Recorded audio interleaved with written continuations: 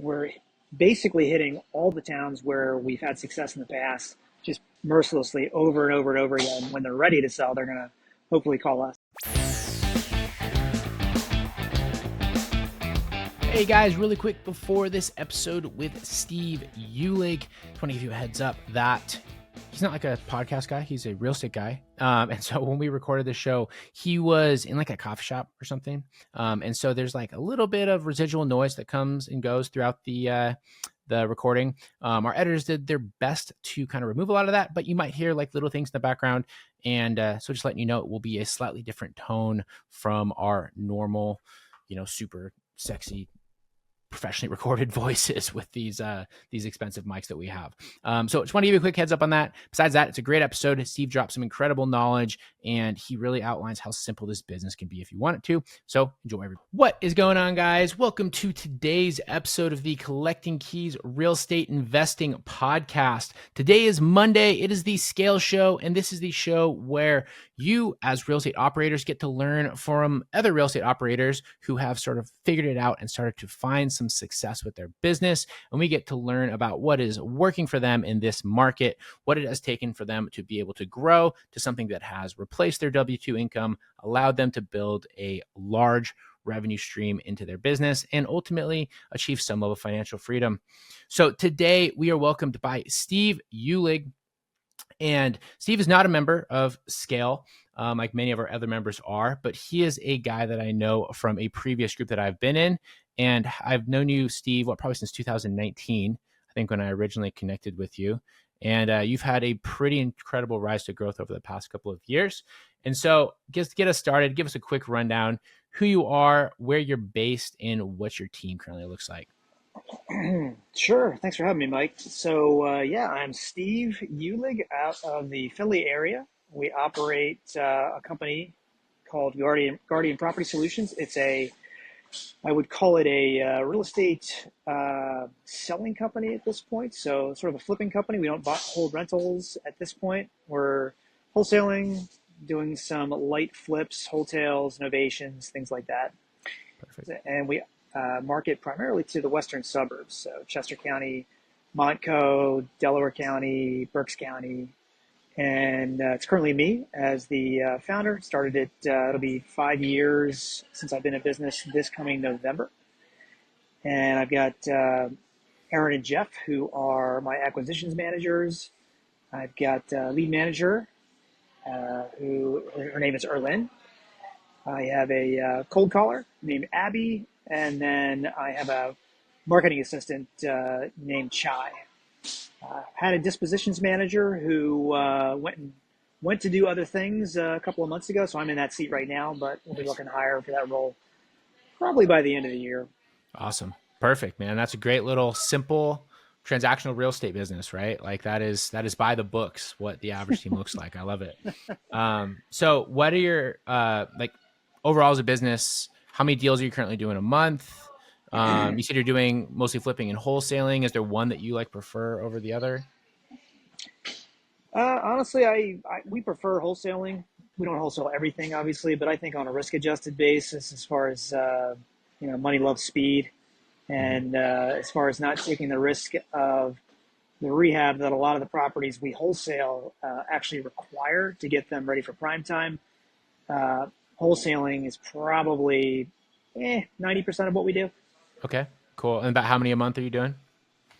So we're doing 46 per month right now, and looking to scale that to about eight per month by the end of the year. That's great. I mean, 4 to 6 is a great clip. I mean, that'll be 50 to 60-ish per year, 72 per year. So that's awesome. And how are you sourcing all of these deals right now? Yeah, good question. So the majority of our marketing is honestly direct mail. We use ballpoint marketing for all of our mail. We do a pretty even split between their handwritten letter product and their postcard product. Nice. But I'd say 95% of our lead gen is from direct mail. Yeah, that's awesome. And we're the same, right? Direct mail has been such a pillar for us.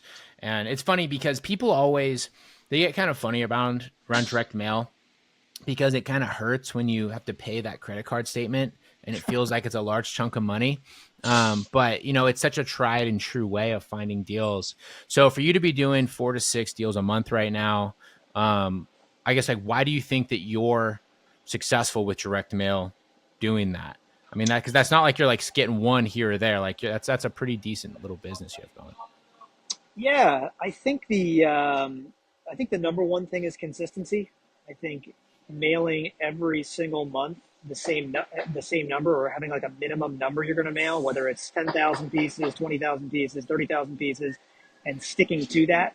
Hmm. Whether you can, I hate to say it, but whether you can afford to or not, um, Yeah. you need to find a way to be consistent with whatever channel you're using. I think consistency is number one, Hmm. and then I think understanding your market is number two. Understanding which areas produce deals, which areas don't. Um, Understanding the lists that work in your marketplace. Um, really understanding, whatever market you're in, like the back of your hand. Yeah. And I know you've had to learn that over the years too, because I remember talking to you on the phone years ago. You called me and you were trying to like kind of figure out how to get out of that phase where you would like do a deal and then you would spend all the money and be starving again, right? And that consistency is so huge. And so something I want to emphasize is you're talking about figuring, what works in your market, trying to find like the areas that actually produce deals. There's not like a one size fits all strategy for everybody in every market, right? And so I guess from your standpoint, when you're saying like find the kind of areas that produce deals, like what did that process look like for you? Were you like throwing out a bunch of pieces to a ton of different areas and seeing like where leads came back from? Were you like testing places for like 3 months at a time and then measuring it against other areas? Do you have kind of strategy, or was it kind of just throw the spaghetti at the wall and then ultimately see what sticks? I didn't have a strategy. When I first pulled my first real mail list, it was just absentee owners, Yeah. and no, I wasn't filtering for valuation. I wasn't filtering for number of units owned. I was hitting people that own 50, 100 properties, and you name it. Very savvy people, people that own $1 million properties, which is very high for our market. Mm-hmm. And I was just blanketing everything, and I was burning money, had no strategy, and I wasn't getting deals either. Yeah. Yeah. Well, you were paying for an education, right? You were learning what didn't work and that you needed to do something different. Yeah. And so I guess ultimately, did you find that it was the location that mattered more, or like the kind of mail that you sent? That was kind of the key for you. I'll be honest with you. I think it's a little bit of both for us. We're not in a super, super like cheap market, but we're not in a super expensive market either. I'd say we're sort of middle of the road here. And we have a mix of wealthy areas and not so wealthy areas. I think it came down to because I was looking for stuff to wholesale. I was looking for stuff that I could make quick cash on to pay back Mhm. marketing as opposed to lengthy projects. So one of the things that really helped me in the beginning was learning how to dial down into like the data providers like PropStream, for example, and dialing into my farm area and figuring out, all right, well, where's all the cash buying activity happening? Mhm. There's got to be a few zip codes or areas in my market where the majority of the cash buyers spend their time, and there were. I found that in the data, and I started to concentrate a lot of my marketing efforts on that handful of, let's say, 10 or 15 zip codes that where the majority of the action was happening, and as a result, I started to get a little bit of traction there, and then honestly, now that we're 5 years into it, I've got almost 5 years of my own data to Yeah. pull from. So I know exactly where the deals are coming from. I know what lists they're on, and we double down on that stuff. Nice. And so, for context, how long did that process take you? Because I think where most people shoot themselves in the foot is they get impatient. And I imagine this took you quite a long time. Mm, yeah, I mean, Yeah. when I started, it was just me. It was me in my basement. I had no sales background, no marketing background. I was just doing it blindly, and it probably took me a good, honestly, couple of years to really get some solid traction. It was a lot of just bumbling through the dark and Hmm. just asking a lot of questions. Sure. Yeah. I mean, which is how you learn, right? And I mean, that is the hardest part of any business, though. And I feel like the off market real estate realm in general, because it's a fundamentally simple business, right? And it's so easy to kind of get like shiny object syndrome and be trying all this different stuff and burn all this money. But that's probably the worst thing that you can do as you come to learn, right? And then on like the mail that you send, do you have like a specific sequence that you run, or are you kind of like trying stuff different every single month to just like sort of keep things fresh? Yeah, good question. So we switch up the postcards to different areas and different sequences. Right now, we're on a comic card sequence. We went through our marketing data recently to figure out the types of pieces that actually produce the deals. And Mm-hmm. this particular sequence, out of 3 or 4 sequences they offer, by far, you know, produced the largest number of deals for us. So we're circling back to it. Cool. And we have on there absentee owners with equity that own 3 or fewer properties in their own name or trust. So you're hitting people that are theoretically less savvy that way. You're not targeting people with portfolios. We're hitting a lot of the easier niche lists on PropStream with that. And we're also hitting driving for dollars. We don't actually drive, but our local county drives for us, and that data gets into our MLS. So we just literally download it right from there. Nice. So we're basically hitting all the zips, all the towns where we've had success in the past, just mercilessly over and over and over again with Yeah. different postcards every month because we want to stay in front of people. And when they're ready to sell, they're going to hopefully call us. Yeah. I mean, and that's key, right? Is something that people need to realize about real estate is it's not like selling a widget. You know, you need to sort of be present when they decide to do what realistically for the sellers can be one of the biggest transactions of their life. And 90% of this business is just like being the one that is in front of them when they decide to make that decision. It's not like you can call and like bamboozle somebody into buying your, I don't know, whatever trinket that you're trying to sell them, right? It's very, very different. Mm-hmm. So awesome. I love that though. So Yeah. yeah, go for it. And then we'll use a fancier piece, the fancier ballpoint, handwritten letter piece Mm-hmm. for stuff that we scrape directly from county that isn't getting, a lot of, they're not really getting marketed to as much as some of the other lists because these are lists that you really can't pay for. You just got to Mm-hmm. get in there and either get a VA to do it manually or create an automatic bot or scraper to do it for you. So Totally. we're hitting those weekly with fancy letters, and then people we want to make an impression on. Maybe there's an asset class we want specifically or an area we really like. We'll hit those with letters as opposed to the postcards to try and stand out. There you go. Yeah, people respond to different stuff too. So it's always great to mix it up. But Yep. cool. Let's talk a bit more about your team and what your sort of like lead funnel looks like. So mail goes out. You said you have a couple acquisition managers. You have a couple overseas VAs. What's like your full transactional process? Are your acquisition managers receiving your calls, or are you using call center? So we use Call Porter in St. Mm-hmm. Louis, U.S. based answering service. I think you use them as well, at least. Yep. And they take the initial call. So it starts with a letter. There's a URL and a number on the letter. Usually people go to the website first, do a little research on us, then Mm-hmm. they'll call the number. They'll chat with a U.S. based operator in St. Louis. That person's goal is to book the appointment, gather information. They're successful, I'd say, about 20% of the time. So the other 80% of new leads fall on our in-house team to then field. So the call center drops a lead into our CRM. We use Resimply, and then the acquisitions manager takes it from there. And we'll call, build rapport, ask questions and gather any missing information, and then try to book an appointment Mm-hmm. with that seller to go out and sit down with them face to face, really hit on why they called us in the first place, talk about, where they want to go and how we're going to get them from A to B as quickly and efficiently as possible. Perfect. Yeah, And easy then enough. from, And then when yep. you're making offers and everything, are your acquisition managers the ones making the offers, or are you underwriting everything?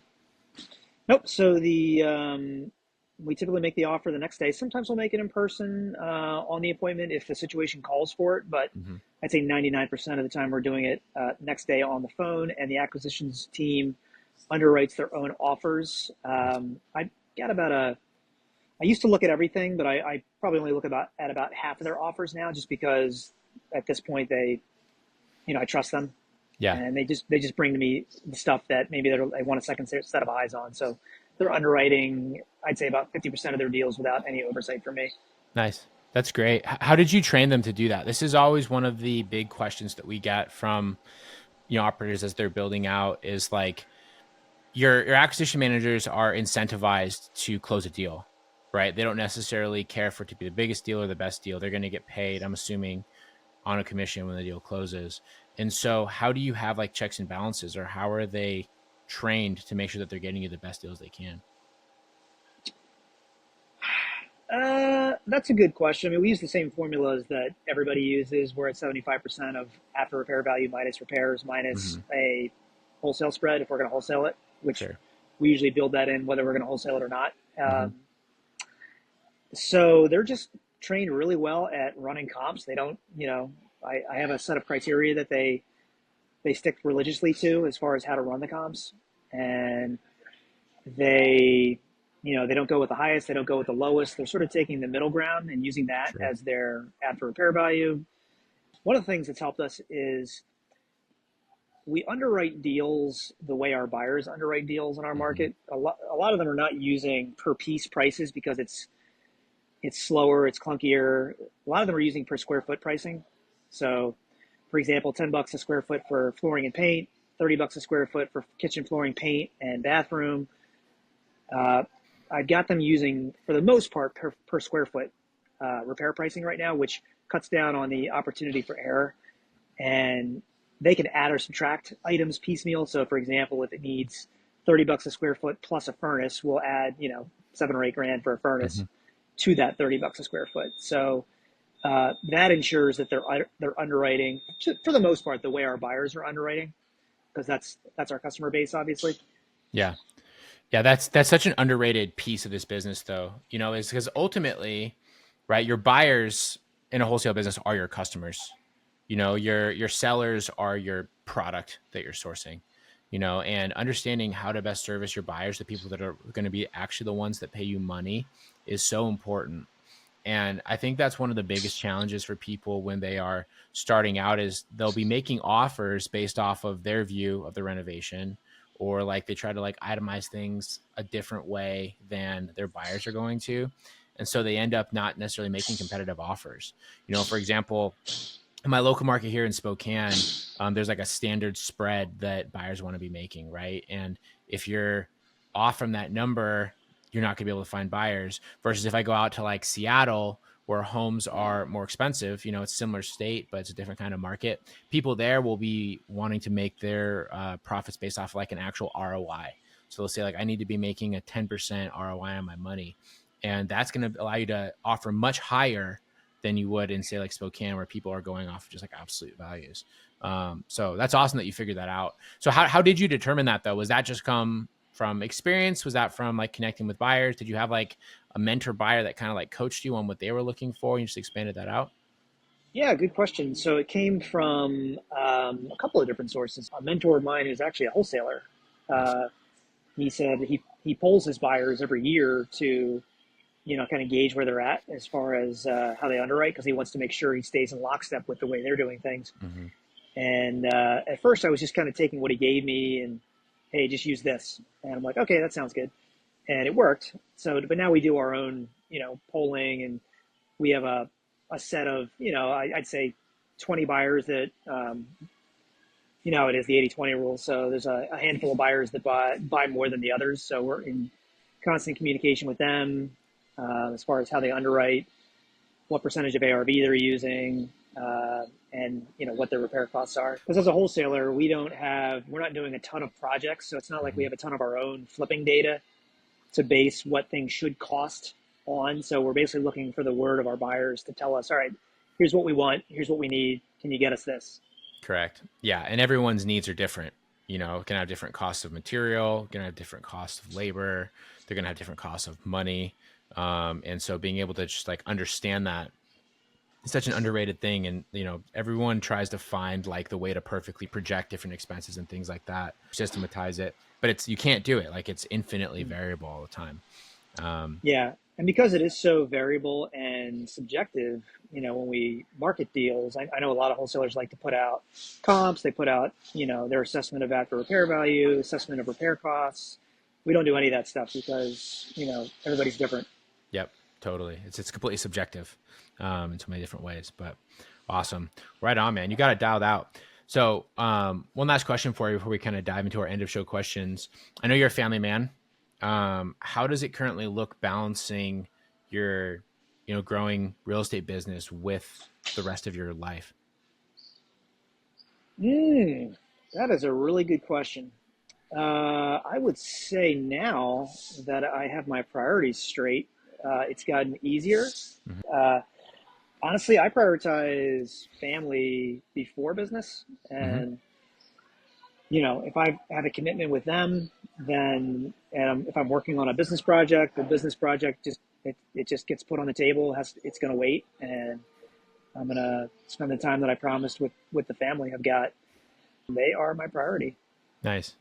And was it always like that as you were building your business though? Or did you have to take a step back a little bit while you were going through that challenging middle phase?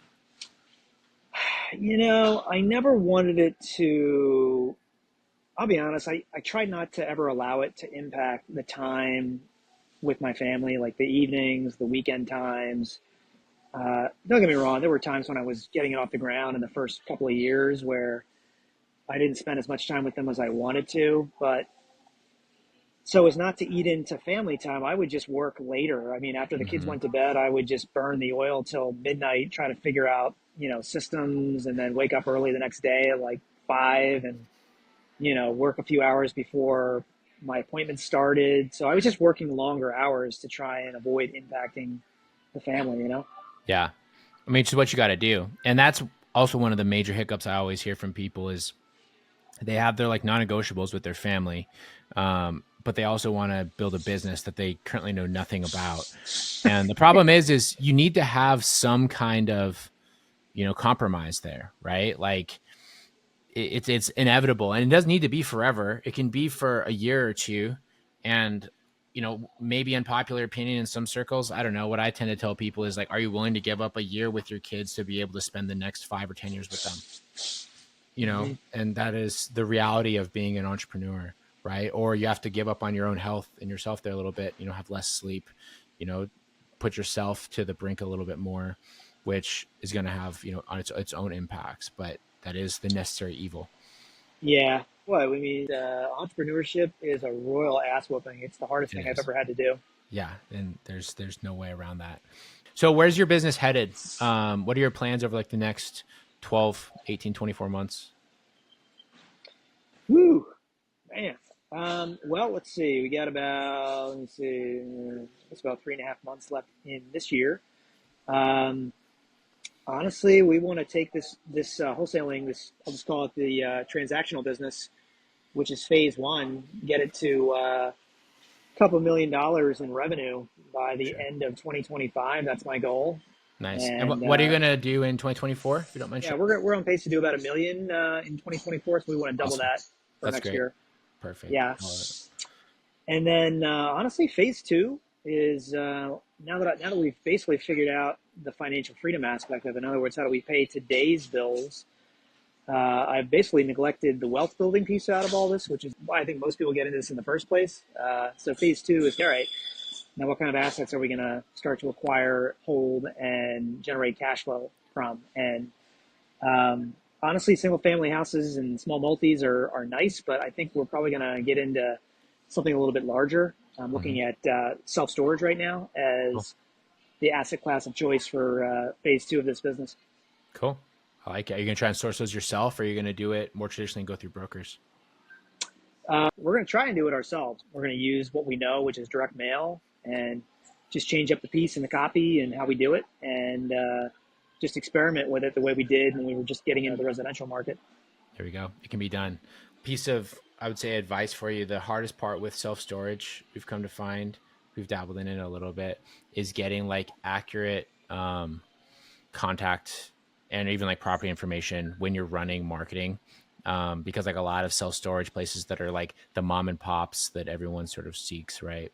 They won't necessarily have accurate contact data, or they won't even necessarily be registered in the public records as being like a self storage unit. The Mm. ones that you'll tend to find on public data will be like the more corporate owned ones that have already been acquired by like larger funds over the past couple of years. And so I know people that take that very, very seriously. They have like boots on the ground teams that get out and like actually are hunting for these places, or they're like pulling data manually off of the internet, by looking up self storage units in whatever place and trying to find the owners that way. So little piece of advice from what we've dabbled with in those over the years. Gotcha. Good to know. It's not quite as simple, unfortunately, as going on PropStream. We just pull in all self-storage labeled. Darn. Yeah.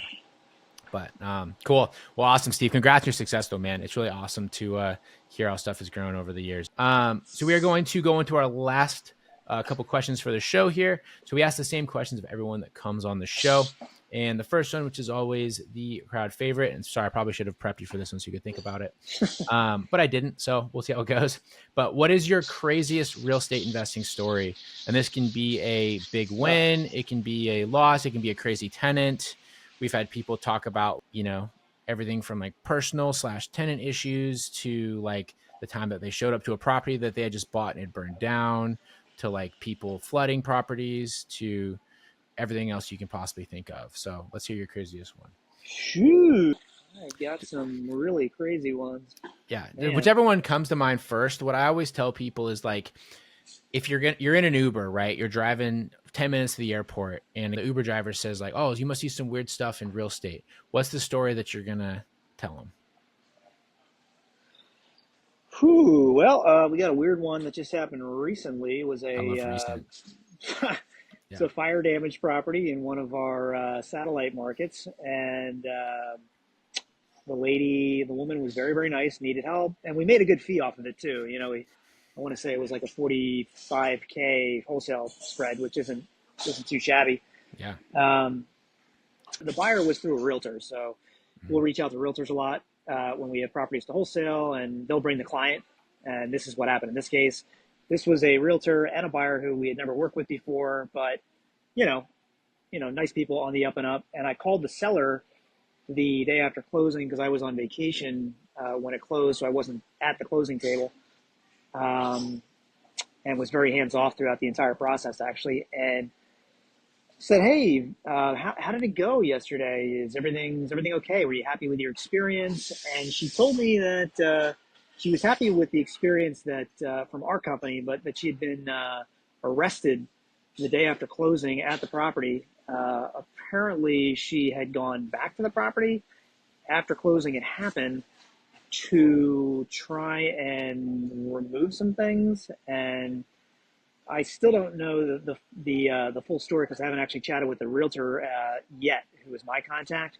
But apparently, the buyer, I guess, saw some red flags and decided to call the police and have her taken away from her own house. Yeah, she wasn't the owner anymore as of the day prior, so it wasn't her house anymore. And I guess she was causing a fuss and wouldn't leave. And apparently she spent the night in jail and then was released the next day. So long story short, had one of my sellers go to jail the day after closing. Yeah. And was very happy with our service as the wholesaler, but I guess kind of got into it with our buyer Gotcha. on the back end. So that was the conflict. You said, when you said she's got some red flags, I wasn't sure if you were implying that there were like drugs or something that were in there, and then the buyer decided to call the cops on the seller for like just previously having these items. Well, I'm not a psychiatrist or a doctor of any sort, but I got the sense that there might have been some tinge of mental illness maybe on her part. Not that she wasn't competent, but in our line of work, we deal with a whole variety of folks, and I had the feeling that she might not be able to let go. Sure. And I think that's what happened here. Gotcha. Yeah. Well, at least it was only for a short time. And hopefully she's in a better spot now. But that's a good one. Haven't heard that one before. That's very unique for sure. That was a weird one. Yeah. All right. Second question. If you could go back to the very beginning, what's one thing that you would do differently? I would I would probably ask for more help. I'm the kind of person that rather than take some time to stop and sharpen the saw, I'll just keep going like a bull in a china closet to try and figure it out myself when I could do it a lot faster by just picking a few people's brains. So I would probably ask for more help from some of the folks in my circles. I probably would have also bought into some sort of a sales training sooner, because This business is about sales. We're not really buying real estate. We're basically selling folks on why they should sell to us at 50 Mm-hmm. cents on the dollar. Yep. And I probably would have brought on at least like a part-time team member sooner, probably like a lead manager to help me divide and conquer things a little bit better. Mm-hmm. I would have done those three things. Yeah. Yeah. The sales piece is massive. It's not only with the sellers too, but also with the buyers, like learning how to like sell buyers, especially when it's like right now where the market isn't what it was in 2021. Buyers have options. And if you can't sell them on why yours is the best deal, they're going to go somewhere else. And Yep. the best people that I find that come into this business and do very well very quickly are typically the ones that have very strong sales skills. Yes, which was not me. Yeah, me neither. That's why we hired out early and we moved quick. Yep. So awesome. All right, Steve, last question. Where can people find you, follow you, and reach out to you? Oh yeah. Probably the best way to reach out would be on Facebook. Mm-hmm. Not really on Instagram too much. And I'm happy to throw my email out too if people want to email Sure. me. So Sure. Sulig, so SUHLIG at sell2guardian.com, SCLLTO Guardian.com. Cool. And that's your business name? So Guardian Yep, Property? Guardian Property Solutions. Yep. In Philadelphia. Perfect. Philadelphia. Right on, guys. So if you guys are in the Northeast and you're interested in doing some deals up in Philadelphia with Steve, you should go and hit him up. Well, Steve, thanks so much for coming on the show, man. I really appreciate your time. And seriously, congrats on your success, dude. It's so awesome to see. I'm super happy for you. Thanks, Mike. I really appreciate the opportunity. Yeah, absolutely. All right, guys, don't be afraid to reach out to Steve here if his story resonated with you at all. I hope he made you understand that what he talked about there was so simple. Like, it's not easy, but it's fundamentally very simple. And Steve, in a couple of years, has completely changed his financial picture for probably the rest of his life. If he wants it to be that way, and he's spending more time with his kids, his business is thriving, and he has really worked for that. So hopefully you got a lot of takeaways from this one. So thanks for listening, everybody, and we'll talk to you guys next week.